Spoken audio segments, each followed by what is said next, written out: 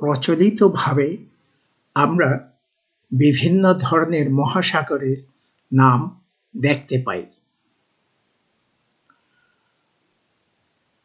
পাশ্চাত্য ভূগোলবিদরা তাদের নিজেদের সুবিধার্থে মহাসাগরকে 5টি অংশে বিভক্ত করেছেন। প্রথম, প্রশান্ত মহাসাগর, যেটা আমেরিকাকে এশিয়া এবং অস্ট্রেলিয়া থেকে বিভক্ত করেছে। 2 নম্বরে আটলান্টিক মহাসাগর, যেটা আমেরিকাকে ইউরেশিয়া এবং আফ্রিকা থেকে বিভক্ত করে রেখেছে বা সরিয়ে রেখেছে। 3 নম্বরে হচ্ছে ভারত মহাসাগর, যেটা দক্ষিণ এশিয়াকে ঘিরে রেখেছে এবং আফ্রিকাকে আর অস্ট্রেলিয়াকে বিভক্ত করেছে।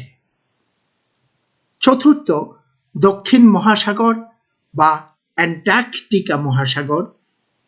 এই মহাসাগরটা অ্যান্টার্কটিকা মহাদেশকে ঘিরে রেখেছে এবং প্রশান্ত, আটলান্টিক, ভারত মহাসাগরের বহিরাংশ হিসেবে নির্দেশিত হচ্ছে।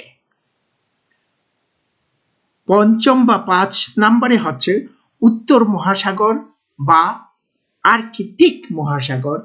এই মহাসাগরটা আটলান্টিক মহাসাগরের একটা সমুদ্র হিসেবে মর্যাদা পাচ্ছে, যা আর্কটিকের অধিকাংশ এলাকা এবং উত্তর আমেরিকা ও ইউরেশিয়ার একাংশকে ঘিরে রেখেছে। প্রশান্ত এবং আটলান্টিক মহাসাগর বিষুবরেখা কর্তৃক উত্তরাংশ দক্ষিণাংশকে আন্তঃবিভাজন করছে। ক্ষুদ্রতম এলাকাগুলোই মহাসাগরকে সাগর, উপসাগর, উপত্যকা, প্রণালী ইত্যাদি নামে ডাকা হয়।